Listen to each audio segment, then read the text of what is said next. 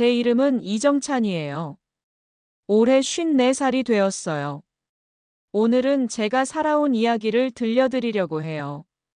살다 보니 한 번쯤은 제 이야기를 누군가에게 털어놓고 싶다는 생각이 들었거든요. 어쩌면 저와 비슷한 삶을 살고 있는 누군가에게 조금이나마 도움이 될 수 있을지도 모르겠어요. 저는 1970년대 초 서울의 한 오래된 동네에서 태어났어요. 그때는 도시의 모든 것이 낡았고 삶도 단조로웠죠. 부모님은 그리 부유하지 않았어요. 가난한 집안에서 자랐지만 제겐 그런 환경이 특별히 힘들게 느껴지진 않았어요. 당시에는 이웃들도 대부분 비슷한 처지였으니까요. 서로 도우며 살았고 한겨울에도 아이들은 똑같이 찢어진 운동화를 신고 뛰어다녔어요. 그래서인지 저도 제 상황을 이상하게 여기지 않고 어린 마음에 행복하게 느꼈던 것 같아요. 집은 작고 비좁았어요. 방 2개짜리 작은 집이었는데 부모님과 저, 그리고 2살 어린 동생까지 4식구가 함께 살았어요.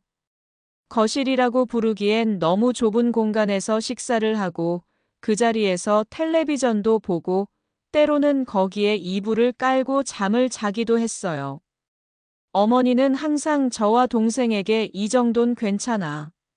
남들 사는 것도 다 비슷해라고 말씀하셨지만 사실 집이 너무 좁아 우리 가족이 제대로 쉬기도 힘든 상황이었어요. 어린 시절을 떠올려 보면 저는 집보다는 밖에서 보낸 시간이 훨씬 많았어요. 동네 골목길은 제 세상이었죠.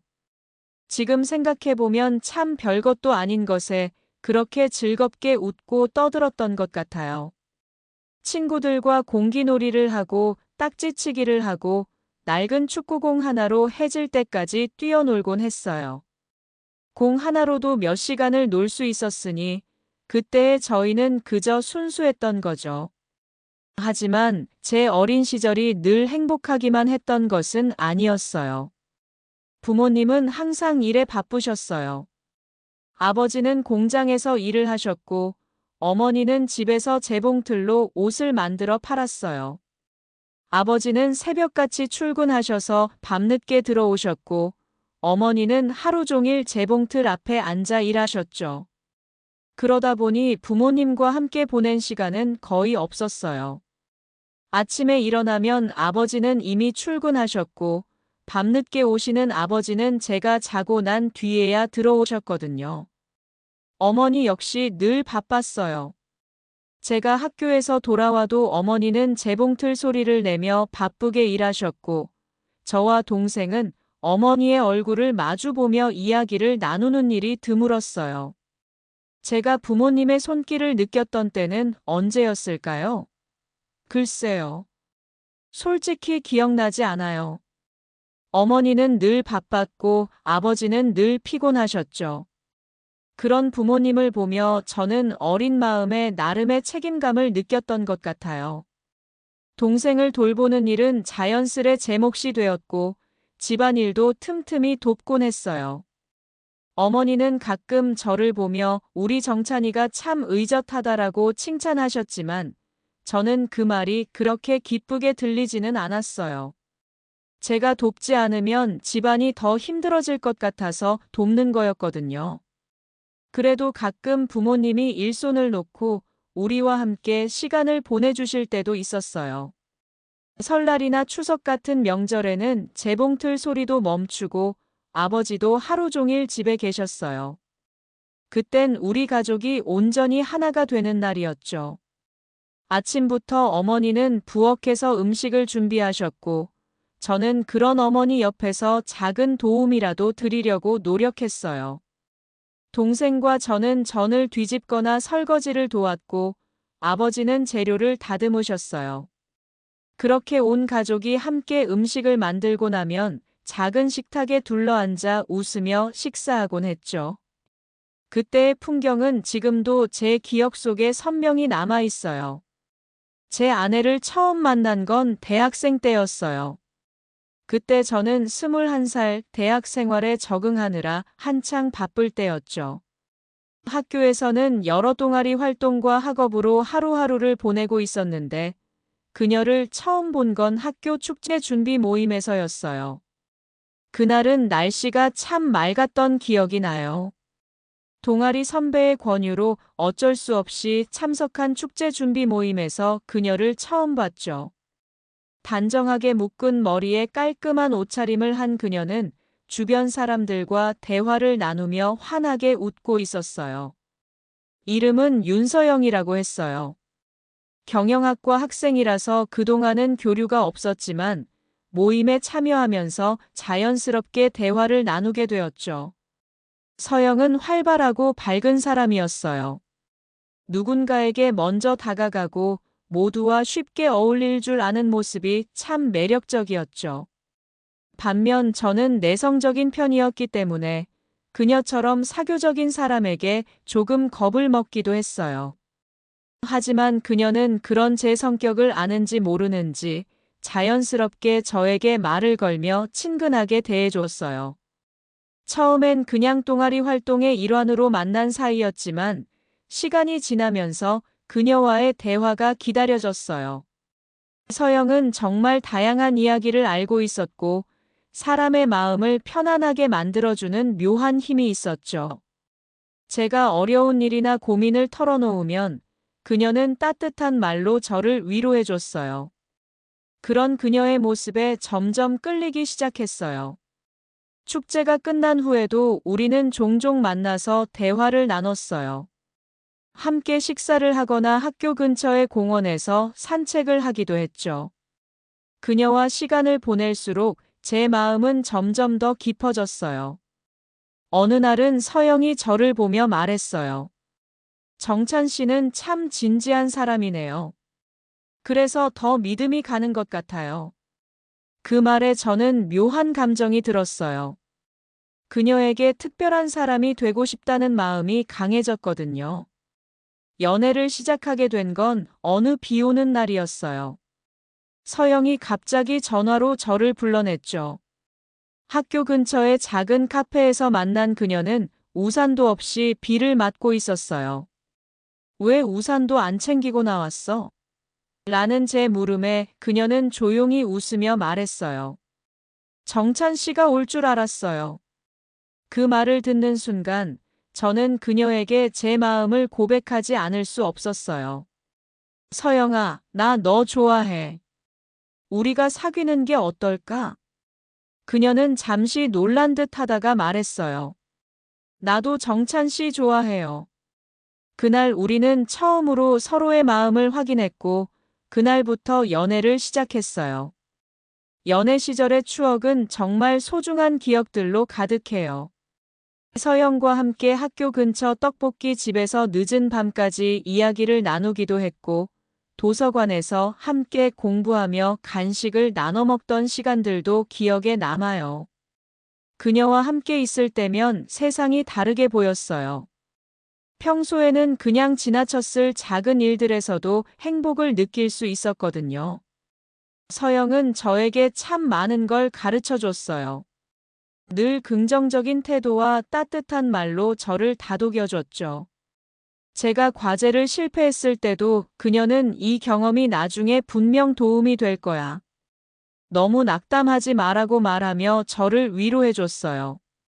그녀의 그런 태도 덕분에 저는 점점 더 자신감을 가지게 되었고, 서영이 제 곁에 있다는 사실이 큰 힘이 되었어요. 2년 정도 연애를 이어가면서 저는 점점 그녀와 결혼을 하고 싶다는 생각이 들었어요. 서영은 제가 꿈꾸던 이상적인 배우자였거든요.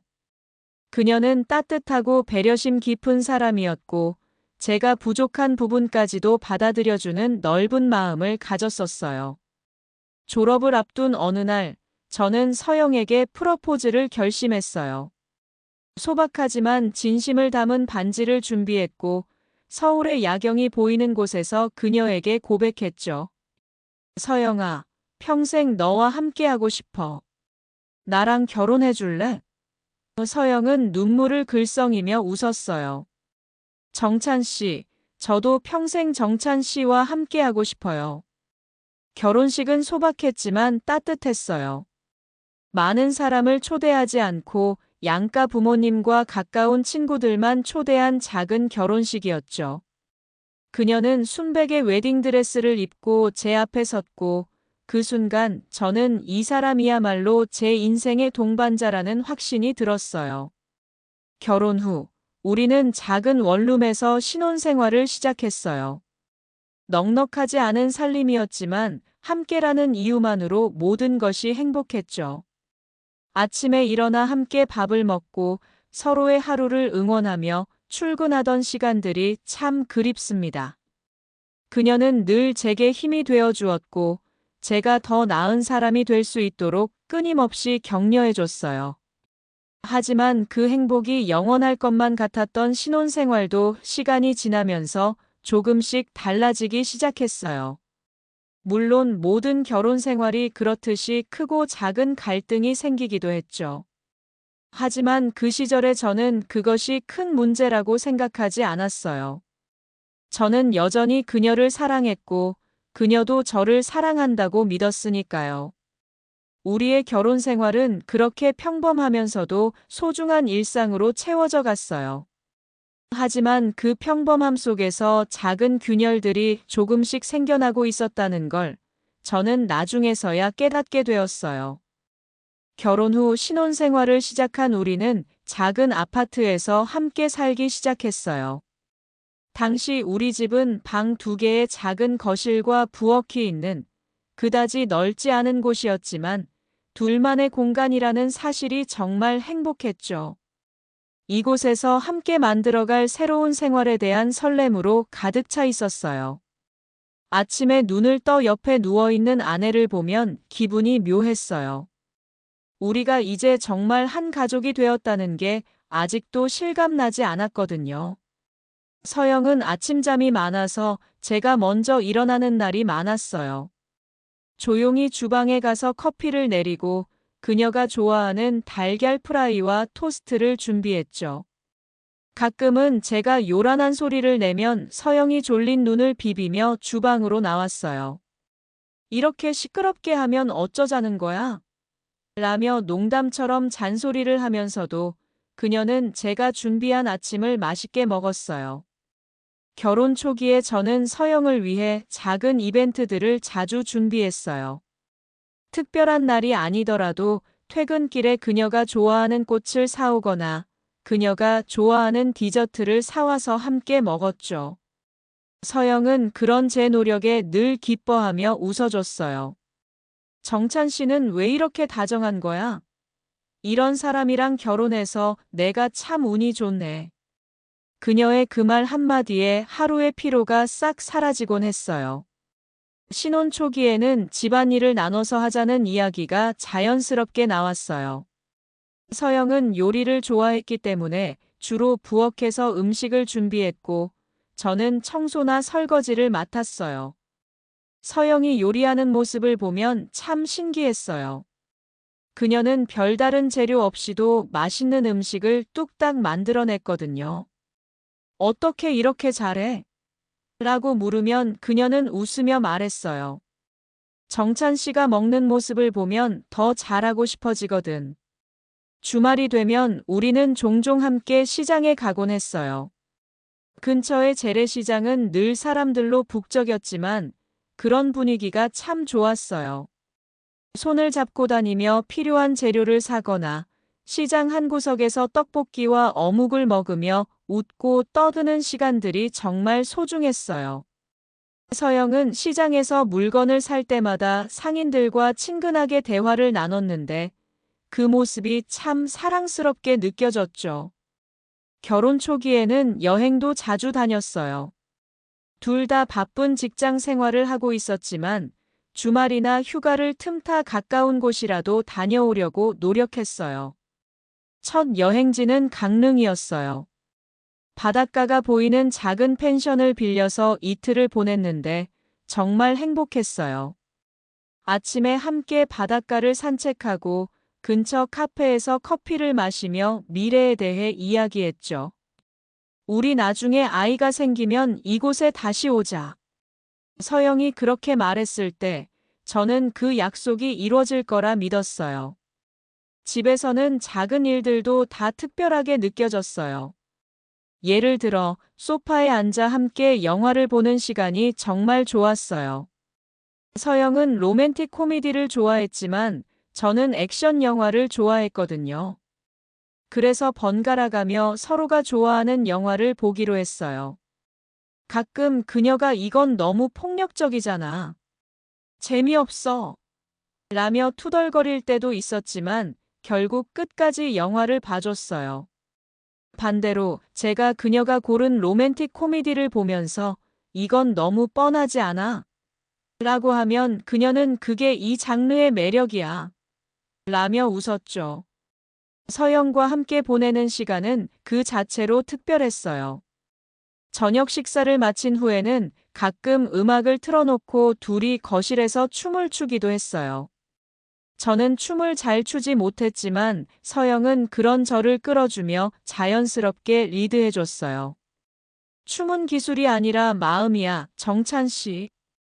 그녀의 그 한마디가 그렇게 멋있게 들릴 수 없었어요. 결혼 초기는 서로를 더 깊이 알아가는 시간이었어요.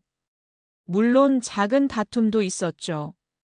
예를 들어 설거지를 누가 할지나 외식을 얼마나 자주 할지 같은 사소한 문제로 말다툼을 하기도 했어요. 하지만 우리는 금방 화해했어요. 서영은 다투고 나면 먼저 다가와서 미안해. 내가 너무 예민했어라고 말해줬어요. 저도 서영에게 먼저 사과하는 법을 배웠죠. 나도 미안해. 내가 잘못했어. 그런 순간들을 통해 우리는 서로를 더 이해하게 되었고, 우리 관계는 점점 더 단단해졌어요. 결혼 초기에 가장 큰 변화 중 하나는 경제적인 부분이었어요. 둘 다 사회 초년생이었기 때문에 넉넉한 형편은 아니었어요. 월급의 대부분은 집세와 생활비로 나갔고 여유돈이 많지 않았죠. 하지만 우리는 그런 상황에서도 만족하며 살았어요. 비싼 레스토랑 대신 집에서 함께 요리를 해서 먹고 값비싼 선물 대신 손편지로 서로의 마음을 표현했어요. 그런 소소한 행복들이 우리를 더 가까이 묶어줬던 것 같아요. 신혼생활을 하면서 제가 느낀 건 결혼이란 단순히 한 집에서 사는 게 아니라 서로를 배려하며 살아가는 거라는 점이었어요. 서영은 늘 제가 퇴근하면 수고했어. 오늘도 고생 많았지? 라며 다정한 말로 저를 맞아줬어요. 저도 서영이 피곤한 날에는 그녀가 좋아하는 간식을 준비해서 오늘은 내가 설거지 다 할 테니까 쉬어라고 말하며 도와주곤 했죠. 그 시절에 우리에게는 큰 목표나 야망이 없었어요. 그저 하루하루를 행복하게 서로를 아끼며 살아가는 게 전부였죠. 밤하늘을 보며 테라스에서 맥주 한 잔을 나누는 소소한 시간조차도 정말 행복했어요. 서영과 함께라면 어떤 순간도 특별해질 수 있다는 걸 매일 느꼈으니까요. 결혼 초기의 행복한 순간들은 시간이 지나며 점점 다른 방향으로 흘러갔어요. 서영은 결혼 초기에 보여줬던 밝고 다정한 모습에서 조금씩 변화하기 시작했어요. 처음에는 그 변화를 알아채지 못했어요. 늘 바쁘게 살아가던 우리는 서로를 마주하는 시간이 짧아지고 대화하는 횟수도 자연스레 줄어들었거든요. 하지만 서영의 작은 행동들, 그리고 그녀의 표정과 말투에서 조금씩 달라진 뭔가가 느껴지기 시작했어요. 서영은 결혼 초기에 가졌던 많은 열정과 취미를 점차 멀리하기 시작했어요. 함께 요리하며 웃고 떠들던 시간이 줄어들었고, 예전에는 즐겁게 참여하던 시장 나들이나 주말 산책도 그녀에게는 점점 귀찮아 보였어요.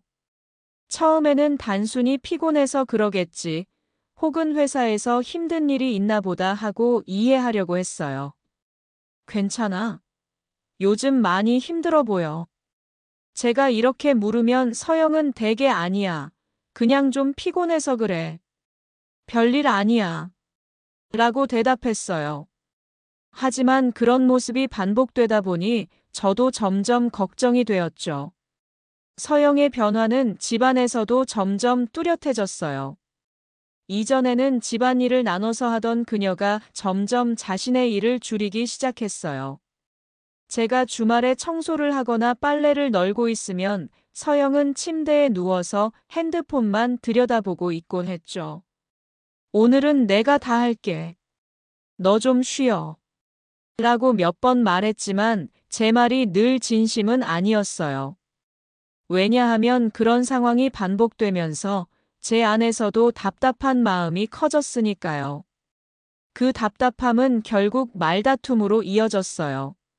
한 번은 퇴근 후 설거지가 쌓여 있는 것을 보고 제가 짜증 섞인 목소리로 말했어요.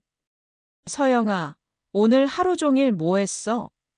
왜 설거지가 이렇게 쌓여 있어? 그러자 서영은 차갑게 대답했어요.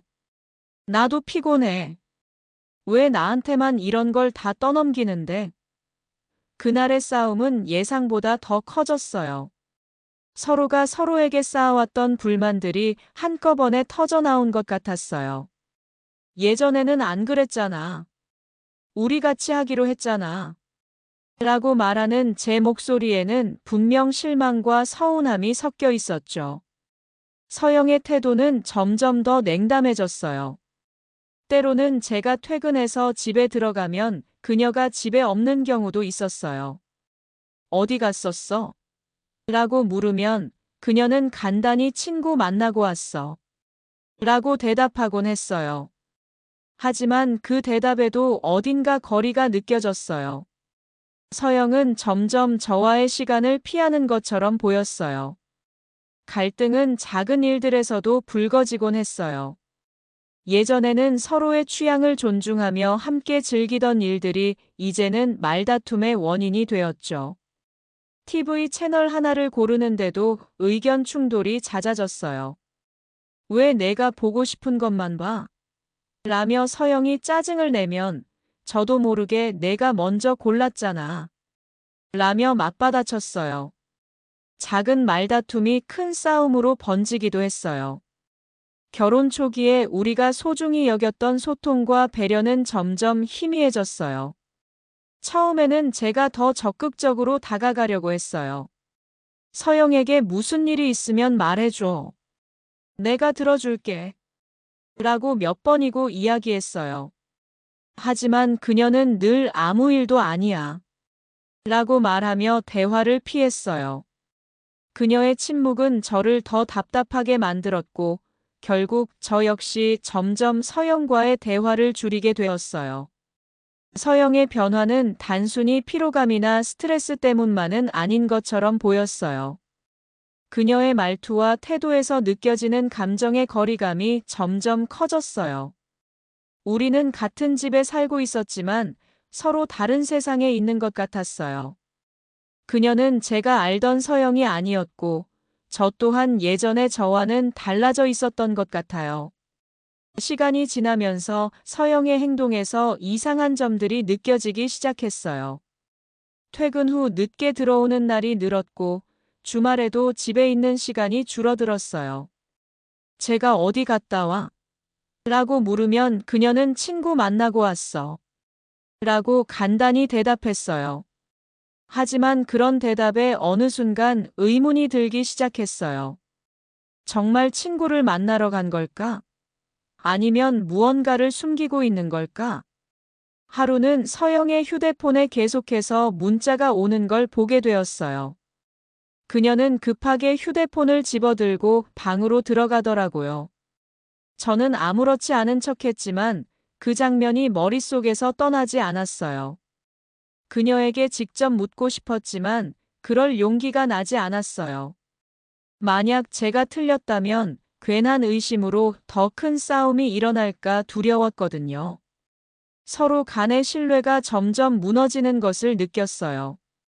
예전에는 하루 종일 어떤 일이 있었는지 서로에게 이야기하며 웃고 울었던 우리였는데, 이제는 그저 침묵 속에서 시간을 보내는 날이 많아졌어요. 제가 오늘 회사에서 이런 일이 있었어. 라고 말을 꺼내면 서영은 건성으로 대답하거나 아예 대답조차 하지 않을 때도 있었어요. 그런 그녀의 태도에 저는 점점 더 상처를 받았어요. 결혼 초기의 사랑과 행복은 이제 갈등과 거리감으로 가득한 일상이 되어버렸어요. 하지만 저는 아직도 서영을 사랑했기 때문에 그녀와의 관계를 회복하고 싶었어요. 그 방법을 모르겠다는 게 문제였죠. 그녀의 마음속에서 어떤 일이 벌어지고 있는지 알 수 없다는 것이 저를 더 힘들게 했어요. 그 시절의 우리를 되돌아보면 변화라는 것이 얼마나 무섭고 복잡한 것인지 알 수 있었어요. 작은 균열에서 시작된 변화는 점점 큰 틈으로 이어졌고 그 틈을 메우려는 노력은 오히려 더 큰 갈등을 낳곤 했어요. 서영과의 관계는 제가 가장 소중히 여기던 것이었기에 그 갈등이 더욱 깊게 다가왔던 것 같아요. 그날의 서영과 제가 다시 예전처럼 돌아갈 수 있을지, 아니면 이 갈등이 더 큰 문제로 번질지 알 수 없었어요. 하지만 하나 확실했던 건 우리의 결혼 생활은 이제 예전과는 완전히 다른 국면에 접어들었다는 사실이었어요. 서영의 변화는 처음엔 단순히 피로에서 비롯된 것이라 생각했어요. 제가 회사에서 일하며 받는 스트레스처럼 그녀도 삶 속에서 많은 무게를 짊어지고 있다고 믿고 싶었어요. 하지만 시간이 지나며 느껴진 그녀의 태도와 행동은 단순한 스트레스라고 치부하기엔 어딘가 이질적이었어요. 제가 모르는 다른 원인이 있는 듯한 느낌이 점점 강해졌어요. 처음으로 의심이 구체화된 날은 서영이 퇴근 후 집에 늦게 들어온 날이었어요. 평소 같으면 미안해, 일이 늦게 끝났어. 라거나 친구랑 약속이 있었어. 라는 간단한 설명이라도 했을 텐데, 그날은 그녀의 태도가 이상했어요. 저는 거실 소파에 앉아 그녀를 기다리고 있었는데, 서영이 문을 열고 들어오자마자 제 눈을 피하려는 듯 고개를 숙인 채 방으로 들어갔어요. 어디 갔다 왔어? 라고 묻는 제 질문에도 그녀는 그냥 이라고 짧게 대답하고는 방에서 나오지 않았어요. 그날 이후로 서영의 늦은 귀가는 점점 잦아졌어요. 저는 서영의 행동이 걱정되면서도 직접적으로 묻거나 대화를 시도할 용기가 나지 않았어요. 저도 모르게 그녀를 불신하는 제가 미웠고, 만약 제가 틀렸다면 그녀를 의심한 것에 대한 죄책감이 저를 더 괴롭힐 것 같았거든요. 하지만 의심은 시간이 지날수록 더 커졌어요. 하루는 그녀의 핸드폰 화면에 뜬 낯선 번호의 문자를 우연히 보게 되었어요. 오늘 즐거웠어. 다음에도 기다릴게. 라는 짧은 문장이었는데 그 한 문장이 제 머릿속에서 떠나지 않았어요. 그 순간 제 심장은 얼어붙은 듯 했어요. 설마 정말로 그런 일이 벌어진 걸까? 아니면 제가 단순히 문장의 의미를 과대 해석하고 있는 걸까? 저는 혼란스러웠지만 이 상황을 그냥 넘어갈 수 없다는 생각이 들었어요. 그녀의 행동을 더 유심히 살피기 시작했어요. 그녀는 평소보다 화장을 더 짙게 하고 이전보다 외출 준비에 신경을 쓰기 시작했어요. 그녀의 옷차림도 확연히 달라졌어요. 예전에는 편안한 옷을 즐겨 입던 그녀가 이제는 매번 옷장을 뒤져 세련된 옷을 골라 입었어요. 제게는 전혀 어울리지 않는 변화였죠. 어느 날 저는 서영이 샤워를 하는 동안 핸드폰을 열어보았어요. 평소라면 절대 하지 않을 행동이었지만 그날은 제가 도저히 참을 수 없었어요. 핸드폰 안에는 낯선 이름의 남성과 주고받은 메시지가 가득했어요. 대화 내용은 대체로 일상적인 것이었지만 가끔씩 애정이 느껴지는 문구가 섞여 있었어요. 오늘 내가 너무 예뻐 보였어. 라는 문장이 제 눈에 들어왔을 때 저는 핸드폰을 던질 뻔했어요. 믿고 싶지 않았어요. 서영이 저를 배신할 리 없다고 그저 오해일 거라고 스스로를 다독였어요. 하지만 현실은 제 예상과는 달랐어요. 그녀의 외도는 점점 분명한 사실로 다가왔어요. 저는 어떻게 해야 할지 몰랐어요. 그녀에게 바로 물어볼 수도 없었고, 그렇다고 모른 척하며 살아갈 자신도 없었어요. 그날 밤, 저는 잠을 이루지 못하고 뒤척였어요. 침대 옆에서 깊이 잠든 그녀의 얼굴을 보면서도 그 얼굴이 낯설게 느껴졌어요. 그녀와 나눈 수많은 기억들이 하나씩 떠오르며 지금의 상황을 더 비참하게 만들었어요. 며칠 후, 저는 서영의 뒤를 밟기로 결심했어요. 제가 틀렸다면 스스로를 비난할 각오도 했지만 진실을 확인하지 않고는 더 이상 견딜 수 없었어요. 그녀가 외출하는 날, 저는 조용히 그녀를 따라갔어요. 서영은 카페에서 낯선 남성을 만나고 있었어요. 두 사람은 웃으며 대화를 나누고 있었고, 때로는 서로의 손을 잡기도 했어요. 그 모습을 보는 순간, 저는 참을 수 없는 분노와 슬픔이 동시에 몰려왔어요. 그날 집으로 돌아오는 길, 저는 온갖 감정에 휩싸였어요. 사랑했던 사람의 배신이라는 충격은 말로 표현할 수 없을 만큼 컸어요. 그녀를 미워하면서도 왜 이런 일이 벌어졌는지 알고 싶은 마음이 더 컸어요. 그녀와 나 사이에 언제부터 금이 갔던 걸까? 제가 놓쳤던 것이 무엇이었을까? 서영에게 사실을 직접 물어보기로 결심했어요. 그날 저녁, 저는 그녀를 마주 앉혔어요. 서영아, 우리 얘기 좀 하자. 제 목소리는 떨리고 있었어요. 그녀는 제 눈을 피하며 무슨 얘기? 라고 대답했어요. 저는 곧바로 말했어요. 내가 다른 사람을 만나는 것 같아. 그게 사실이야? 서영은 한동안 아무 말도 하지 않았어요. 그러다 고개를 끄덕이며 조용히 말했어요. 미안해. 나도 이렇게 될 줄 몰랐어. 그녀의 대답은 제 심장을 찢어놓는 것 같았어요. 제가 예상했던 답변임에도 불구하고 그녀의 입에서 직접 그 말을 들었을 때의 충격은 상상 이상이었어요. 왜 그랬어? 내가 뭘 잘못한 거야?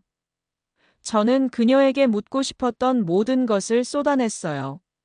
하지만 서영은 고개를 숙인 채 대답하지 않았어요. 그녀의 침묵은 모든 것을 말해주는 것 같았어요. 그날 밤, 저는 혼자 거실에서 밤을 지새웠어요. 그녀와의 결혼 생활, 그리고 우리가 함께 보냈던 시간들이 머릿속에서 떠나지 않았어요. 그녀를 용서할 수 있을지, 아니면 이 관계를 끝내야 할지 아무것도 결정할 수 없었어요. 하지만 한 가지 분명한 것은 제 안에 깊은 상처가 남았다는 것이었어요. 아내의 외도로 인해 저는 혼란과 분노, 그리고 끝없는 슬픔 속에서 헤매야 했어요. 믿었던 사람이 배신했을 때 느껴지는 상실감은 무엇과도 비교할 수 없었어요. 저는 그 충격 속에서 앞으로 어떻게 살아가야 할지에 대해 다시금 고민하게 되었어요. 아내 서영의 외도 사실을 알게 된 후, 저는 혼란과 고통 속에서 몇 날 며칠을 보냈어요. 도무지 받아들일 수 없는 현실과 그 현실이 주는 고통이 제 마음을 짓누르고 있었죠. 그녀를 사랑했던 만큼 배신감도 컸고, 우리가 함께했던 시간들이 무의미해진 것 같은 허탈감에 사로잡혔어요. 하지만 그러면서도 제 마음 한쪽에서는 한 번쯤 더 기회를 줄 수는 없을까? 라는 생각이 고개를 들었어요. 서영이 실수한 것뿐이라면, 만약 그녀가 진심으로 뉘우치고 돌아오겠다고 한다면, 저는 모든 것을 용서하고 다시 시작할 수도 있지 않을까 싶었어요. 그러나 그녀와의 대화는 제 희망을 여지없이 무너뜨렸어요. 우리 이대로 끝내는 게 좋을 것 같아. 서영은 저를 똑바로 바라보며 그렇게 말했어요. 그녀의 목소리에는 미안함도 죄책감도 담겨 있었지만 무엇보다 그 말 속엔 결단이 느껴졌어요. 이미 그녀의 마음은 떠나버렸고 저에게로 돌아올 가능성은 없다는 사실을 그 순간 깨달았어요. 서영의 말을 들었을 때 저는 말없이 고개를 끄덕였어요. 사실 그 말을 듣기 전부터 어렴풋이 예상하고 있었던 답변이었지만 막상 직접 듣고 나니 이상하리만큼 담담했어요. 오히려 마음속 어딘가에서는 이제 결정을 내려야 할 때가 왔다는 목소리가 들리는 것 같았어요.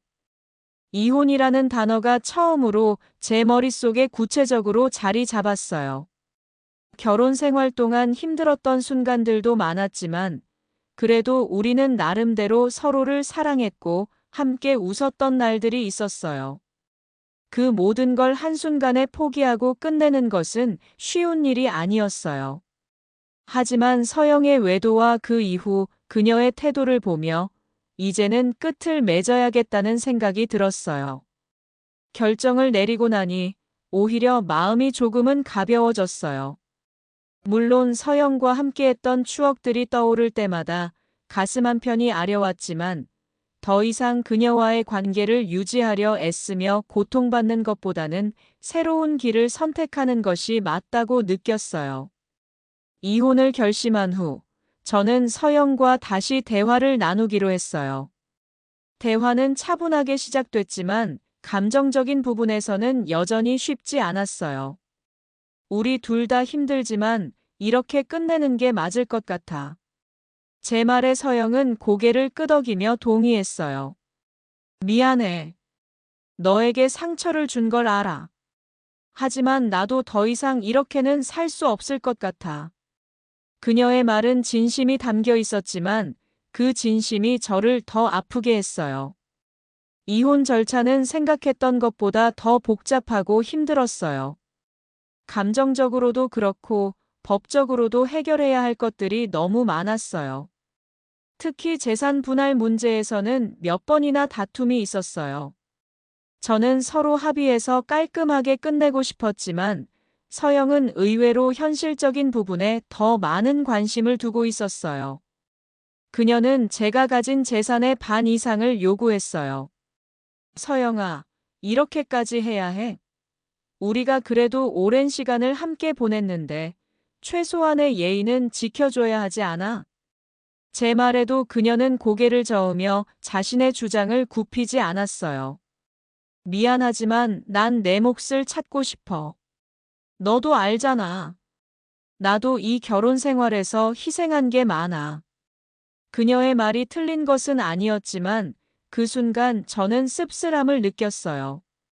결국 우리 관계의 마지막이 이렇게 돈 문제로 끝나는구나 싶었어요.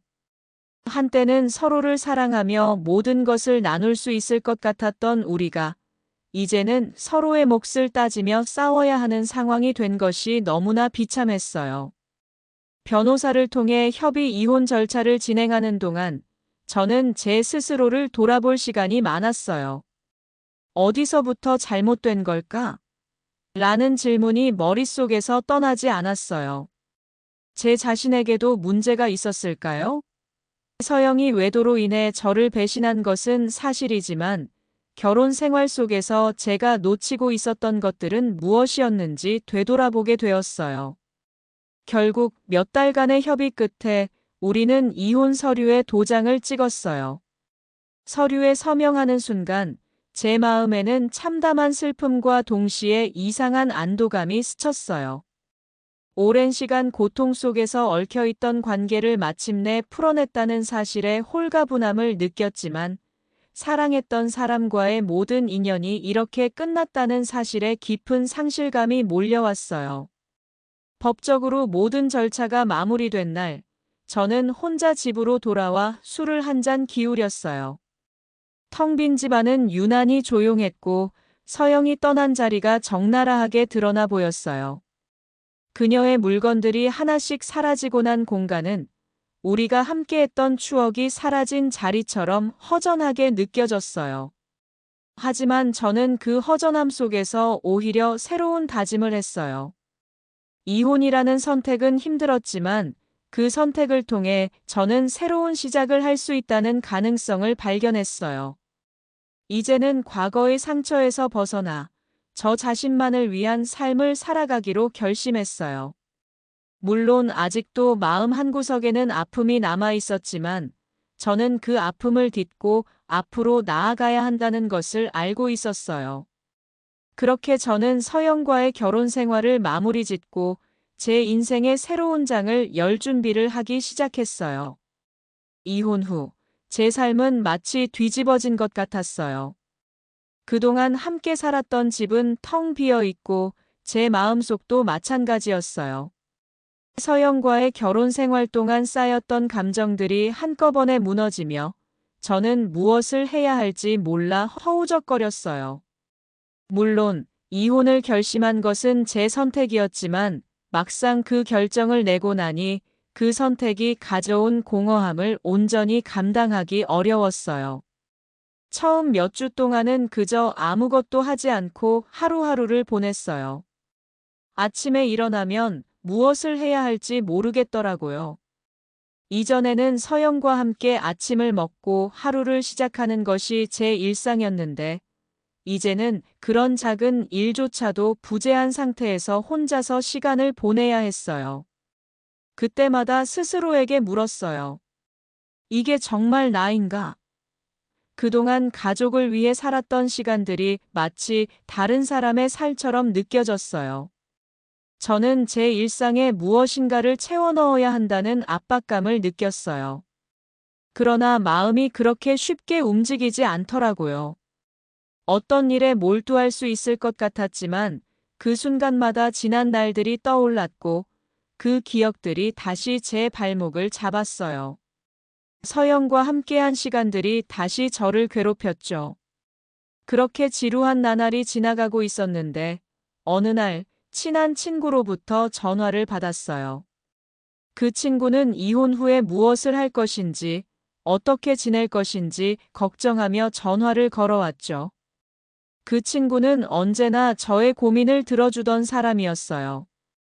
하지만 그날만큼은 제게 무엇을 조언하기보다는 어떻게든 제 마음을 위로해 주려 했어요. 정찬아, 괜찮아. 너 혼자 이렇게 있으면 너무 힘들잖아. 나랑 같이 나가서 기분 전환 좀 하자.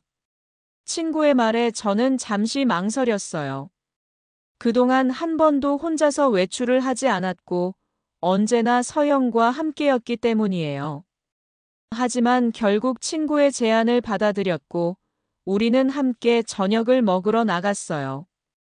그날은 제 삶에서 작은 변화였지만 어찌 보면 큰 의미가 있었어요.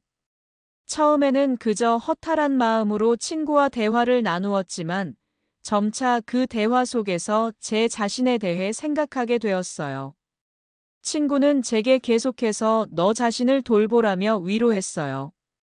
서영은 이제 너와 함께하지 않지만 그건 과거의 일이야. 내가 살아갈 미래는 또 다른 이야기야. 그 말을 들으면서 저는 깨닫기 시작했어요. 지나간 시간들, 서영과의 결혼 생활은 이미 끝났고 그 속에서 스스로를 희생하며 살아왔던 시간들이 이제는 제게 아무 의미가 없다는 것을요. 이제는 제 삶을 돌아보고 제 자신을 위해 살아야겠다는 생각이 들었어요. 하지만 그 마음을 실천에 옮기는 것은 여전히 힘들었어요. 몇 주 동안 저는 혼자서 많은 시간을 보내면서 혼란스러운 감정들 속에서 헤매었어요. 때로는 왜 이렇게 비어 있는지, 왜 아무것도 할 수 없는지, 왜 이 모든 것이 저에게 일어났는지 자문하기도 했어요. 그런 질문들에 대한 답은 쉽게 나오지 않았어요.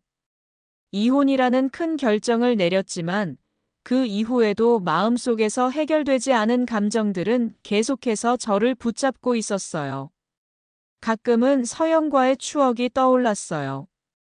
우리가 처음 만났을 때의 설렘, 결혼식에서 함께 웃으며 찍었던 사진들, 함께 여행을 떠났던 순간들까지 그 모든 기억들이 때로는 달콤하게, 때로는 아프게 다가왔어요. 이제는 그 기억들이 상처로 남아버렸다는 사실이 더 아프게 느껴졌어요. 하지만 그런 감정들을 계속해서 붙잡고 있으면 제 삶이 계속해서 이대로 멈춰 있을 것 같았어요. 그래서 저는 일부러라도 바쁘게 만들기 위해 일을 시작했어요. 하지만 일이 생각보다 그리 간단하지 않았어요. 예전처럼 열심히 일할 의욕이 생기지 않았고 모든 일이 지루하고 무겁게만 느껴졌어요. 정찬아, 내가 이러면 안 돼. 내가 원하는 삶을 살 수 있을 때가 올 거야. 친구는 저에게 계속해서 그런 말을 해줬어요. 그런 말을 들을 때마다 잠깐씩 마음이 놓였지만 여전히 제 안에서 그 공허함이 가시지 않았어요. 그러던 어느 날 우연히 서영의 소식을 들었어요. 그녀는 이미 다른 사람과 만난다고 했고 그 사실을 듣자 순간 기분이 복잡해졌어요. 이혼 후 처음으로 느끼는 감정이었어요. 나는 그녀의 이혼을 선택한 것과 그녀가 새롭게 관계를 시작한 사실이 상관없다는 생각을 했지만 동시에 그 사실이 어쩔 수 없이 저를 괴롭혔어요. 그렇게 살면 되겠지. 그렇게 마음속으로 다짐하면서도 어쩔 수 없이 고통스럽다는 사실을 부정할 수 없었어요. 그 후에도 저를 괴롭히는 감정들은 쉽게 가시지 않았고 한동안은 혼자서 슬퍼하며 시간을 보냈어요. 이렇게 혼란스러운 시간들이 계속되는 동안 저는 결국 한 가지 결심을 하게 되었어요. 그것은 제 자신에게 조금씩 나아가야 한다는 결심이었어요. 조금씩이라도 무엇인가를 시작해야만 내일을 살아갈 수 있다는 생각이 들었어요. 이혼 후 제 삶은 점점 더 혼란스러워졌어요. 서영과의 결혼 생활을 끝내고 그로 인한 상처와 공허함 속에서 살아가던 어느 날 뜻밖의 인연이 제 앞에 나타났습니다. 그녀의 이름은 김지연이었어요. 지연은 제 인생에서 만난 여성 중에서도 특별한 존재로 그녀와의 만남은 저에게 많은 변화와 깨달음을 가져다 주었습니다. 처음 만난 건 우연한 일이었어요. 한 친구의 소개로 함께 참석한 모임에서 만난 것이었습니다. 그 모임은 모두가 결혼이나 이혼, 그리고 그와 관련된 이야기를 나누는 자리였어요. 그날 밤 저에게는 너무나 불편한 자리였죠. 아무리 애써 웃고 말을 하려 해도 내면에서는 불안감과 공허함이 끊이지 않았습니다. 제 마음 속에는 여전히 서영과의 기억이 가득 차 있었고 이혼 후에도 그 기억을 떨쳐낼 수 없었습니다. 하지만 그날 김지연은 그 분위기 속에서 유독 눈에 띄었어요. 그녀는 다른 사람들과 다르게 묵묵히 앉아 있었고 사람들과의 대화에서 멀리 떨어져 있는 듯한 모습이었죠. 그 모습이 오히려 저를 끌어당겼습니다. 뭔가 비슷한 아픔을 가진 사람처럼 느껴졌거든요. 모임이 끝나고 나서 저는 그녀에게 다가갔습니다. 저도 혼자 있어요. 만약 괜찮다면 같이 차 한잔 하실래요? 이렇게 말을 건넸고 그녀는 잠시 망설이다가 고개를 끄덕였습니다. 그때부터 우리의 대화가 시작되었습니다. 김지연은 나이가 비슷한 여성으로 역시나 결혼 후 사별을 겪은 사람입니다. 그 이야기를 듣고 나서 저는 순간 놀랐습니다. 지연은 몇 년 전 사랑하는 남편과 함께 행복한 시간을 보내고 있었는데 갑작스러운 사고로 남편을 잃게 되었다고 했습니다. 그녀의 남편은 교통사고로 세상을 떠났고 그 충격은 너무나 컸다고 해요. 저도 처음엔 도저히 믿을 수 없었어요. 남편이 갑자기 사라졌다는 사실을. 지연은 그때의 기억을 되새기며 말을 이어갔습니다. 처음엔 너무 힘들었어요. 남편이 살아있을 때는 항상 그가 곁에 있을 거라고 생각했는데 그가 떠난 후에는 모든 것이 텅 비어버린 느낌이었죠. 그 이야기를 들으면서 저는 자신이 느꼈던 감정들이 지연에게도 그대로 느껴진다는 것을 알게 되었습니다. 그녀도 사랑하는 사람을 잃고 그로 인한 상실감을 마주했음을 이해할 수 있었습니다. 그 순간 우리는 서로의 아픔을 나누는 것처럼 느껴졌고 그로 인해 서로에게 조금 더 가까워졌습니다. 그날 이후 우리는 종종 만나서 이야기를 나누었어요. 처음에는 단순한 위로와 공감에서 시작되었지만 점차 서로에 대한 이해와 관심이 깊어졌습니다. 지연은 그동안 겪은 아픔을 털어놓으며 나에게 위로와 조언을 주었고, 저는 그런 그녀에게 점점 마음이 열렸습니다. 우리가 나눈 대화는 단순한 일상적인 이야기부터 시작해 점차 인생에 대한 깊은 대화로 이어졌습니다. 우리는 서로에게 꼭 필요한 존재가 되어갔습니다. 지연은 제게 이렇게 말했어요. 사별은 정말 끔찍한 일이에요. 하지만 그 경험이 저를 좀 더 강하게 만들었어요. 그리고 이제는 그 상처를 안고 살아가고 있죠. 저는 그 말을 들으면서 지연에게 어떤 면에서 더 큰 용기와 희망을 느꼈습니다. 그녀는 사랑하는 사람을 잃었지만 그 후에도 여전히 살아가고 있었고, 그 삶 속에서 자신을 잃지 않으려고 노력하고 있었습니다. 저는 그 모습이 참 대단하게 느껴졌어요. 그때부터 우리는 점점 더 자주 만났고 서로의 이야기를 나누는 시간이 길어졌습니다.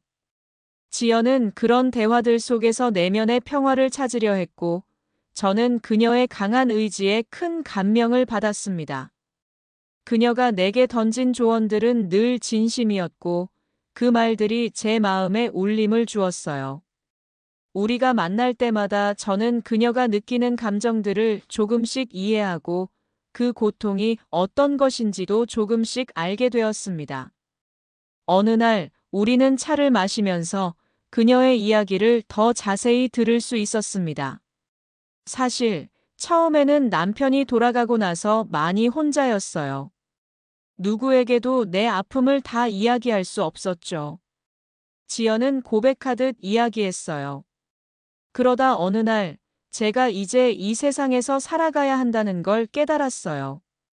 내 삶은 남편이 떠난 이후로도 계속 흘러가야 한다는 걸. 그 말을 들으면서 저는 그동안 서영과의 결혼 생활에서 얼마나 많은 감정을 감추고 살아왔는지, 그동안 내가 얼마나 내 감정을 제대로 표현하지 못했는지 깨닫게 되었어요. 지연은 그런 아픔을 겪고도 자신을 잃지 않으려 애썼고, 그 강한 의지가 저에게 큰 힘이 되었어요. 시간이 흐르면서 지연과의 관계는 단순한 위로를 넘어 진정한 관계로 발전해 갔습니다. 그녀의 아픔을 함께 나누고 그녀가 겪은 상실감을 이해하려 노력하면서 저는 조금씩 그녀에게 마음을 열었어요. 그리고 어느 날 우리는 서로에게 더욱 특별한 존재로 다가갔습니다. 그녀의 미소와 따뜻한 말 한마디가 제 마음을 진정시키는 힘이 되었고, 저는 그녀와 함께하는 시간이 점점 더 소중해졌습니다. 이렇게 김지연과의 만남은 제 삶을 변화시켰습니다. 우리는 서로의 상처를 이해하며 함께 아픔을 나누고 치유해 나갔어요. 비록 그녀도 큰 상실을 경험했지만 우리는 그 아픔 속에서 다시 살아가는 법을 배우게 되었고 서로에게 힘이 되어 주었습니다. 제 인생에서 그녀는 특별한 존재로 제게 진정한 위로와 희망을 안겨주었습니다. 김지연과의 만남 이후 제 삶은 조금씩 달라졌습니다. 처음에는 그저 아픔을 공유하고 서로를 위로하는 관계에서 시작했지만 시간이 흐를수록 저는 그녀에게 점점 더 끌리게 되었습니다. 그동안의 혼자였던 시간 속에서 느꼈던 공허함이 조금씩 채워졌고 그녀와 함께하는 시간이 점점 더 소중해졌습니다. 처음에는 서로의 아픔을 나누며 위로하는 관계였지만 점차 우리는 서로에게 없어서는 안 될 존재가 되어갔습니다. 김지연은 그동안 겪은 상처와 아픔을 덜어내기 위해 열심히 살아왔고 그 과정에서 얻은 삶의 지혜와 강인함은 저에게 큰 영향을 미쳤습니다. 그녀의 말 한마디, 행동 하나하나에서 저는 삶을 다시 살아갈 수 있는 힘을 얻었어요. 어느 날 우리가 함께 저녁을 먹으며 대화를 나누던 중 지연은 조심스럽게 말을 꺼냈습니다. 이정찬 씨, 나와 다시 새로운 시작을 할 수 있을까요? 그 말에 저는 순간 멈칫했습니다. 우리는 서로에게 큰 의지가 되어 왔고 이제는 두 사람의 삶을 다시 이어가는 것이 자연스러운 일처럼 느껴졌지만 그럼에도 불구하고 제 마음 속에는 여전히 과거의 상처들이 남아 있었어요. 지연 씨, 저는 아직 그 상처들을 다 치유하지 못한 것 같아요. 제 마음속 깊은 곳에서 올라오는 두려움이 있었지만 동시에 그녀와 함께라면 더 나은 내일을 꿈꿀 수 있을 거라는 생각이 들었습니다. 지연은 조용히 웃으며 말했어요. 저도 마찬가지예요. 하지만 함께라면 서로의 상처를 치유할 수 있지 않을까요? 그 순간 저는 마음속 깊은 곳에서 울림을 느꼈습니다. 지연의 말처럼 우리는 서로의 상처를 치유하고 함께 더 나은 미래를 만들 수 있을 것 같다는 확신이 들었어요. 그렇게 우리는 서로의 마음을 확인하고 다시 시작하기로 결심했습니다. 결혼을 결심한 후 모든 것이 서서히 변해갔습니다. 그동안의 혼자였던 시간과 외로움이 서서히 사라졌고 우리는 함께하는 행복한 시간을 만들기 시작했습니다. 작은 일상 속에서 함께 웃고 때로는 어려운 상황에도 서로를 응원하며 힘이 되어 주었어요. 그리고 그 변화는 단순히 일상적인 일들만이 아니라 우리 각자가 가진 상처를 치유하고 서로를 진심으로 이해하는 과정에서 이루어진 변화였어요. 결혼 준비는 생각보다 쉽지 않았습니다. 서로의 가족들과의 만남과 의논도 있었고 두 사람이 함께 살아가려면 많은 문제들을 해결해야 했어요. 하지만 우리는 그런 모든 과정을 함께 나누며 조금씩 더 가까워졌습니다. 지연의 가족은 처음에는 저에게 다가오는 것이 조심스러웠지만 시간이 지나면서 우리는 점점 더 많은 대화를 나누고 서로를 이해하게 되었어요. 그리고 제 가족도 지연을 조금씩 받아들였고 결국 우리는 모든 이들이 응원하는 가운데 결혼을 준비할 수 있었습니다. 결혼식 당일, 저는 처음으로 진심으로 기뻤습니다. 모든 것이 순조롭게 진행되었고 지연과 함께하는 이 순간이 정말 행복하다는 것을 느꼈어요. 우리 둘만의 작은 결혼식이었지만 그 어느 때보다 소중하고 의미 있는 날이었습니다. 그날 지연의 손을 잡고 서 있는 제 마음은 그동안의 모든 상처와 아픔이 이제는 다 지나갔다는 느낌을 받았습니다. 이 순간을 함께 한다는 것, 그리고 이제부터는 함께 미래를 만들어 가겠다는 확신이 생겼습니다. 결혼 후 우리의 일상은 점점 더 안정되어 갔습니다. 집안의 지연의 웃음소리와 저의 웃음소리가 함께 울려 퍼졌고 우리는 서로를 위해 최선을 다하며 살아갔습니다. 물론 때때로 어려운 순간도 있었지만 그럴 때마다 우리는 서로를 의지하며 이겨낼 수 있었어요. 그녀와 함께 살아가는 매일이 새로운 기회와 도전이었고 그 도전을 함께하는 것이 너무나 소중하게 느껴졌습니다. 그때부터 저는 김지연과의 결혼을 통해 진정한 행복을 느끼기 시작했습니다.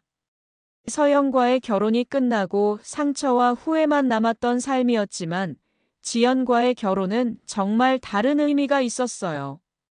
그녀와 함께하면서 우리는 서로의 아픔을 극복하고 함께 웃고 울며 점점 더 강한 유대감을 쌓아갔습니다. 결혼 초기에는 작은 일상 속에서 서로를 이해하고 배려하며 살아가는 일이 가장 중요했어요. 지연은 항상 저를 챙겨주었고 저는 그녀에게 제가 할 수 있는 최선을 다하려 했습니다. 아침에 일어나서 함께 커피를 마시고 저녁에는 함께 산책을 하며 그동안 잊고 있던 행복을 다시 찾을 수 있었습니다. 우리가 함께할 때마다 모든 것이 밝고 따뜻하게 느껴졌습니다. 지연과의 재혼은 제게 새로운 삶의 시작을 알렸습니다. 그동안 겪은 아픔과 상처들이 이제는 과거의 일로 사라지고 우리는 함께 새로운 행복을 만들어가고 있었어요. 우리의 결혼은 단순히 두 사람의 결합이 아니라 서로의 상처를 치유하고 함께 미래를 향해 나아가는 여정이었습니다. 지연과의 결혼 생활은 처음에는 정말 행복했어요. 우리는 함께 많은 시간을 보내며 서로에 대해 알아갔고, 그 과정에서 나는 지연이 어떤 사람인지 점점 더 이해하게 되었어요. 그녀의 웃음소리, 그녀의 사소한 습관들, 그녀의 매일의 일상까지 나는 모든 것이 사랑스러웠어요. 그러나 결혼 후 시간이 지나면서 나는 그녀의 과거에 대해 더 궁금해졌어요. 지연이 나에게 모든 것을 털어놓았다고 생각했지만 어느 순간부터 그녀가 말하지 않는 부분들이 있다는 느낌을 받기 시작했어요. 처음에는 그저 지나치게 깊게 생각하는 것이라 여겼어요. 지연은 나와의 관계에서 언제나 솔직하고 개방적이었으니까요. 하지만 시간이 흐를수록 그 의무는 점점 더 커졌어요. 나는 지연의 과거에 대한 몇 가지 작은 단서를 발견하게 되었어요. 그녀가 처음 남편과 사별했을 때의 이야기나 그 남편에 대해 언급하는 순간의 태도에서 뭔가 불편함이 느껴졌어요. 특히 그녀는 그 남편에 대해 이야기할 때 항상 말을 아끼거나 때로는 아예 주제를 바꾸기도 했어요. 나는 그게 단순히 그 남편을 그리워하는 마음에서 비롯된 감정일 것이라 생각했어요. 그러던 어느 날 지연이 나에게 말하지 않은 과거와 관련된 것들을 알게 되었어요. 그것은 결코 예상치 못한 순간에 예상치 못한 방법으로 찾아온 것이었어요. 나는 우연히 지연의 예전 사진첩을 보게 되었어요. 그녀의 사진들이 담긴 앨범을 보던 중 나는 그동안 보지 못했던 몇몇 사진을 발견했어요. 그 사진 속에서 지연은 매우 다른 모습이었어요. 그녀의 옷차림이나 표정에서 내가 알고 있는 지연과는 다른 인물 같았어요. 그리고 그 사진에는 한 남자가 함께 있었어요. 그 남자는 바로 지연의 첫 번째 남편이었어요. 하지만 그 남편의 얼굴은 내가 상상했던 것보다 훨씬 더 친근해 보였고, 그들의 표정에서 나는 그들이 깊은 사랑을 나누고 있다는 느낌을 받았어요.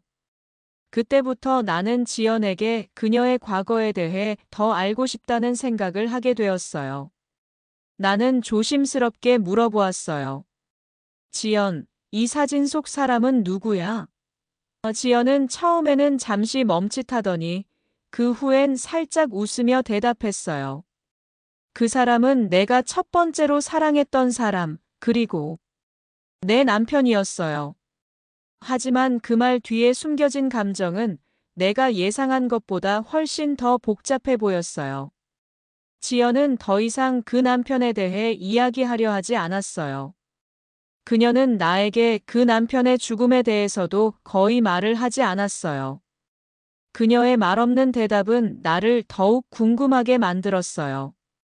내가 알게 된 사실들은 점점 더 어색해지고 내 마음속에서는 의문이 쌓여갔어요. 왜 지연은 그 남편에 대해 이렇게까지 말을 아끼는 걸까? 그녀는 정말 그 남편과 평범한 삶을 살았던 것일까? 아니면 그 남편과의 관계 속에 내가 알지 못한 비밀이 숨겨져 있는 건 아닐까? 내가 그렇게 궁금해하던 즈음, 나는 또 하나의 중요한 단서를 발견했어요. 지연이 남편을 사별한 뒤, 그 남편의 가족이나 친구들과 거의 연락을 하지 않는다는 것을 알게 되었어요. 지연은 남편의 가족과 거의 소통하지 않았고, 심지어 그들의 존재를 언급하는 것조차 꺼려했어요. 나는 그 점이 매우 이상하게 느껴졌어요. 만약 그 남편이 정말 좋은 사람이라면 지연은 그와의 가족과 계속 연락을 이어갔을 텐데 왜 그녀는 그런 관계를 단절했을까? 그런 생각을 하던 중 나는 지연의 첫 번째 남편에 관한 중요한 사실을 알게 되었어요. 어느 날 지연과 함께 외출하던 중 우연히 그 남편의 이름이 등장한 얘기를 들었어요. 어떤 사람이 지연에게 말을 걸며 그 남편과 관련된 질문을 했어요. 그 사람이 말한 내용은 내가 상상하지 못한 것이었어요.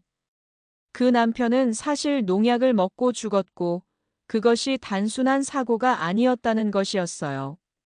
바로 지연이 그 남편의 죽음과 관련이 있다는 의혹이 일어났다는 이야기였어요. 지연은 그 이야기를 듣고 순간적으로 얼굴이 창백해졌어요. 그리고 나서는 그 자리를 급히 떠나버렸어요.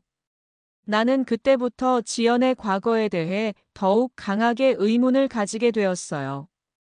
지연은 나에게 그 남편의 죽음에 대해 아무런 이야기를 하지 않았어요. 그녀는 그 일에 대해 전혀 언급하지 않았고, 나에게도 그 사실을 숨기려고 했어요.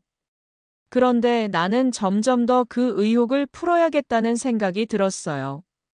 지연은 그 남편의 죽음에 어떻게든 얽혀 있을 가능성이 있다는 생각이 들었어요. 그래서 나는 더 이상 그녀를 믿을 수 없게 되었어요. 지연의 과거에는 분명히 내가 알지 못한 진실이 숨겨져 있다는 걸 직감했어요. 저는 어느 날 그동안 참을 수 없었던 의문이 결국 풀리게 되는 순간을 맞이했어요. 지연과의 결혼 생활을 이어가며 저는 항상 그 여자에 대해 알지 못했던 숨겨진 진실이 있다는 것을 직감하고 있었죠. 그간 의심과 불안은 점점 커졌고 어느새 제 마음속에서 그 진실에 대한 강한 갈망이 자리 잡았어요. 하루는 우연히 지연의 과거에 대한 중요한 단서를 잡게 되었어요. 지연의 옛 친구와 마주친 그 순간 저는 아무렇지 않게 말을 던졌어요. 그 친구는 지연의 첫 번째 남편에 대해 그가 죽은 이유가 단순한 사고가 아니라는 소문을 들었었다고 말했어요. 친구는 그때의 상황에 대해 더 이상 언급하지 않으려 했지만 그 말이 제 머릿속에 박혀 있었죠. 그것이 모든 것을 바꿔놓았어요. 저는 그 이후로 지연의 과거를 더 깊이 파헤치기로 결심했어요. 하지만 저는 그것이 지연과의 관계에 어떤 영향을 미칠지 모르면서도 계속해서 진실을 추적했어요. 여러 번의 우연한 만남과 대화 속에서 저는 조금씩 더 많은 단서를 찾을 수 있었어요. 그때마다 저는 내면에서 무언가 부서지는 듯한 충격을 받았어요. 점점 더 많은 사람들이 지연의 첫 남편의 죽음에 대해 의심을 품고 있다는 것을 알게 되었고, 그에 대한 정보들이 하나둘씩 드러나기 시작했어요. 지연이 전 남편에게 무언가를 했다는 소문은 점차 사실처럼 들리기 시작했어요. 그리고 마침내 저는 그 진실을 알게 되었어요. 지연은 전 남편에게 농약을 먹였고, 그로 인해 그가 죽었다는 사실이었어요. 저는 그 충격을 받아들이기 힘들었어요. 지금까지 함께한 시간 동안 지연이 어떤 사람이었는지 그 모든 것이 의심스러워졌어요. 제가 사랑했던 사람이, 그리고 제 곁에서 행복한 시간을 보내며 함께했던 그 여자가 이렇게 끔찍한 일을 저질렀다는 사실을 믿을 수가 없었어요. 지연과의 모든 순간들이 돌아왔어요. 처음 만났을 때의 웃음, 함께 나눈 약속, 그리고 행복한 시간들이 모두 한순간에 무너지는 듯한 기분이었어요. 그녀가 그런 일을 저지른 사람이었다는 사실을 받아들이는 것은 너무나도 아팠고 마음속에서 복잡한 감정이 얽혔어요. 그녀를 어떻게 생각해야 할지, 그녀와 앞으로 어떻게 지내야 할지 전혀 모르겠어요. 진실을 알게 된 저는 그동안 제가 지연을 너무 믿고 의지해왔다는 것에 대한 후회와 분노가 밀려왔어요. 그동안 저에게 보여준 모습은 모두 가짜였다는 생각이 들었고, 이 모든 것이 거짓이었음을 깨달았어요. 그녀가 그렇게 두 번째 기회를 준 것 자체가 이제는 저에게 비극처럼 느껴졌어요. 이 모든 사실을 알고 나서 저는 더 이상 지연과 함께 있을 수 없겠다는 결정을 내리게 되었어요. 그 진실은 너무 무겁고 그 어떤 사랑도 그럴 수는 없다고 느꼈어요. 이 모든 것을 다 끌어안고 살아가는 것은 도저히 불가능했어요. 진실을 알게 된 후 제 삶은 완전히 달라졌어요. 그동안 믿어왔던 사랑, 그 모든 것이 허상이었음을 깨달으며 저는 혼자의 길을 걷기로 결심했어요. 그리고 지연과의 관계를 끝내기로 했어요. 그것이 저를 위한 선택이라 믿었어요. 저는 지연이와의 결혼 생활에서 점점 더 깊은 절망을 느끼기 시작했어요. 그녀와 함께한 시간들이 거짓과 의심 속에서 흔들리고 있다는 사실을 알게 된 후, 마음속에서의 갈등은 점점 더 커졌어요. 그녀의 과거를 알게 되면서 저의 사랑과 신뢰는 무너져 버렸고, 그 신뢰를 다시 회복할 수 없다는 사실이 저를 더욱 힘들게 했어요. 처음에는 믿을 수 없었어요. 그녀가 전 남편에게 농약을 먹여 죽였다는 사실이 제 머릿속에서 끊임없이 떠나지 않았어요. 그 이야기를 들었을 때 저는 한동안 그게 사실일 리 없다고 생각했어요. 하지만 점점 더 많은 증거들이 제 눈앞에 펼쳐지면서 그 진실이 현실로 다가오고 있음을 느꼈어요. 지연이가 그동안 저에게 보여준 모습이 가짜였다는 것을 받아들이기엔 너무 큰 시간이 걸렸어요. 저는 더 이상 그녀를 믿을 수 없었어요. 그동안 함께한 모든 시간들이 이제는 거짓된 것이었고, 그녀와의 미래를 그릴 수 없다는 생각이 계속해서 떠올랐어요. 진실을 알게 되면서 지연이에 대한 감정은 냉소와 분노로 변했어요. 그동안 저를 속였던 그녀와 다시 함께할 수 없다는 결정을 내리게 되었어요. 저는 두 번째 이혼 후 다시 한 번 혼자만의 시간을 보내게 되었어요. 지연이와의 결혼이 끝난 후 삶이 어떻게 흘러갈지 전혀 알 수 없었어요. 처음에는 빈집에서 홀로 지내는 것이 너무 힘들었어요. 집안은 그동안 함께했던 시간들을 떠올리게 만들었고, 그 기억들 속에서 저는 혼자서 버텨야만 했어요. 이혼을 결심하고 나서도 모든 것이 쉽지 않았어요. 사람들은 저에게 위로의 말을 건네기도 했지만 그 말들이 얼마나 공허한지 알았어요. 외롭고 고독한 마음을 달래기 위해 노력했지만 제 마음은 여전히 공허했어요. 그동안 함께했던 사람과의 이혼 후 다시 그 자리에 홀로 남겨졌다는 사실을 받아들이는데 시간이 걸렸어요. 제 인생에서 두 번째 이혼이라는 사건은 그 누구보다도 저를 힘들게 했어요. 혼자 있는 시간이 많아지면서 저는 점점 더 고립감에 빠져들었어요. 친구들도 점점 연락을 줄였고, 저는 나가고 싶지만 나설 용기도 없었어요. 집 안에서 시간을 보내는 일이 많아지면서 그 누구와도 대화하지 않고 혼자서 시간을 보내는 날들이 많아졌어요. 그런 고독한 시간들이 지나고 나서야 저는 깨달았어요. 내가 두 번째 이혼을 하게 된 이유가 무엇인지, 그동안 내가 놓친 것들이 무엇인지를 조금씩 알게 되었어요. 저는 그동안 내 감정을 참아왔어요. 지연이와의 결혼 생활에서도, 첫 번째 결혼 생활에서도 저는 내 마음을 드러내지 않으려고 했어요. 감정을 숨기고 나만의 세계에서 살아가는 것에 익숙해졌죠. 하지만 이혼 후 그 익숙한 삶이 얼마나 무의미했는지를 깨달았어요.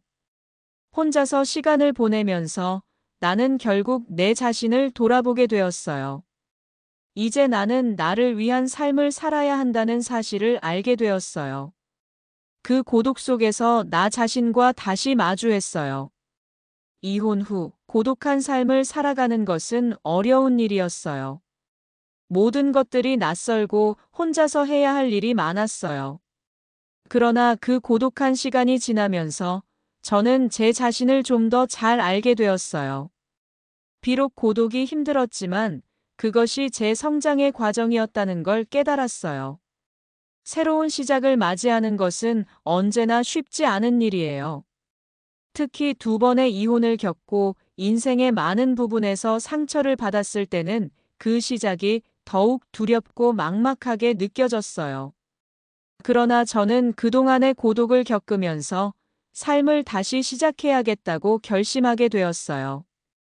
제가 선택할 수 있는 길은 많지 않았지만 그 중에서 가장 중요한 것은 자신을 돌아보고 내 안에서 진정으로 원하는 것이 무엇인지를 찾는 일이었어요. 두 번째 이혼 후에 고독한 시간이 저를 변화시켰어요.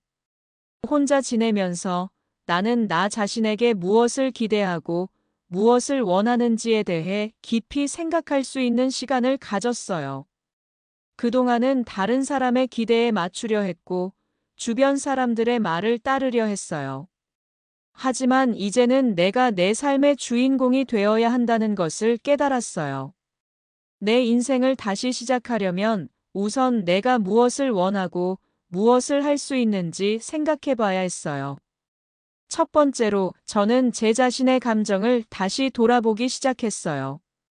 그동안 너무 많은 시간을 타인의 기대에 맞춰 살았기 때문에 나 자신에 대한 감정은 거의 잃어버린 상태였어요. 그러던 중 저는 더 이상 남들에게 맞추는 삶을 살지 않겠다고 결심했어요. 더 이상 타인에게 의존하지 않고 나만의 길을 가기로 했어요. 그것이 바로 새로운 시작을 향한 첫 발걸음이었어요. 새로운 시작을 위한 결심은 그만큼 용기가 필요했어요. 나이도 많고 여러 번의 결혼을 거쳐온 제 자신에게 여전히 의문을 가질 때도 있었어요. 내가 다시 시작할 수 있을까? 라는 질문이 머릿속을 떠나지 않았어요. 하지만 저는 그 의문을 극복하려 했어요.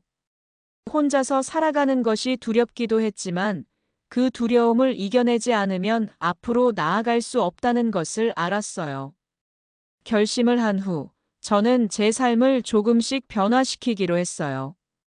먼저 나만의 시간을 가지며 취미를 찾아보기도 하고 운동을 시작했어요. 혼자서 여행을 떠나기도 하고 좋아하는 책을 읽으면서 마음을 정리했어요.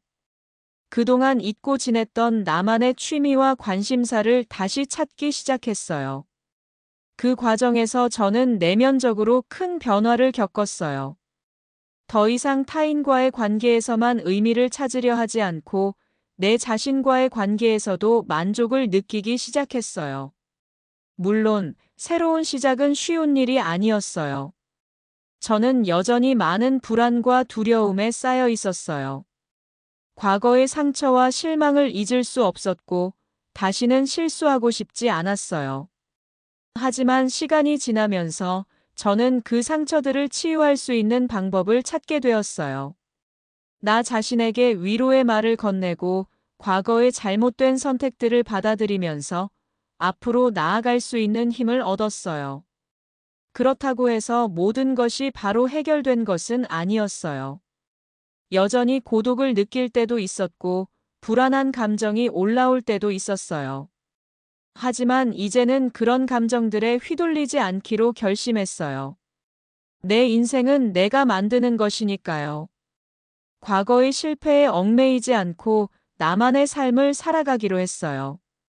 새로운 시작은 결국 나 자신과의 싸움이었어요. 내가 스스로를 믿고 내가 원하는 삶을 살아가기 위한 결심이 필요했어요. 그 결심을 통해 저는 제 삶에서 가장 중요한 것은 결국 나 자신이라는 것을 알게 되었어요.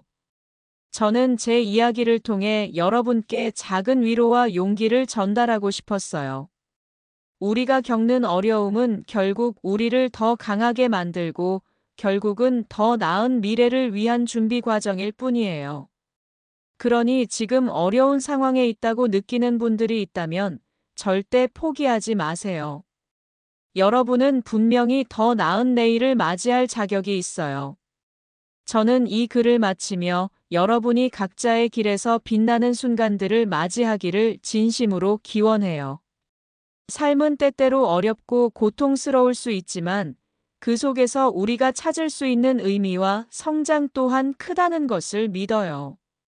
여러분의 인생에 사랑과 행복이 가득하길 바라며 언제나 여러분을 응원할게요.